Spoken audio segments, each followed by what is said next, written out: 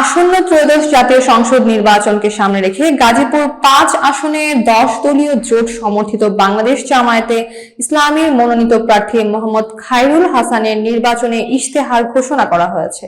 শুক্রবার সকালে বাংলাদেশ জামায়াতে ইসলামী উপজেলা কার্যালয়ে এই ইশতেহার ঘোষণা করা হয়। কালীগঞ্জ প্রতিনিধি মোহাম্মদ শাহনেওয়াজের তথ্যচিত্রে বিস্তারিত।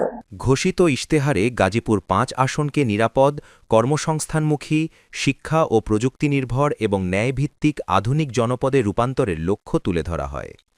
উন্নয়ন পরিকল্পনার অংশ হিসেবে ১০টি খাতকে অগ্রাধিকার দেওয়া হয়েছে। খাতগুলো হল সবার জন্য নিরাপত্তা ও পরিবেশ সংরক্ষণ, সামাজিক অনাচার প্রতিরোধ ও মানবিক মূল্যবোধের বিকাশ, শিক্ষা ও সংস্কৃতি, স্বাস্থ্য, অবকাঠামো ও সার্বিক উন্নয়ন, যুব ও ক্রীড়া, দুস্থ ও অসহায়দের পুনর্বাসন, কর্মসংস্থান, তথ্য ও প্রযুক্তি এবং কৃষি, শিল্প ও বাণিজ্য খাত।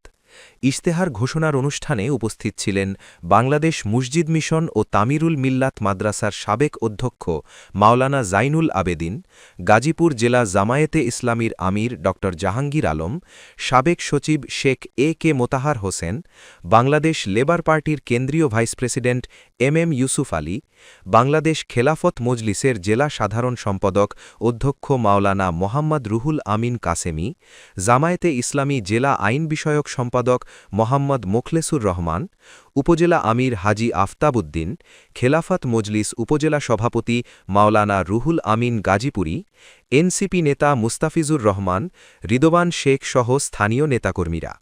বক্তারা বলেন, প্রস্তাবিত উন্নয়ন পরিকল্পনা বাস্তবায়িত হলে গাজীপুর ৫ আসনের সার্বিক উন্নয়ন ও জনকল্যাণ নিশ্চিত করা সম্ভব হবে।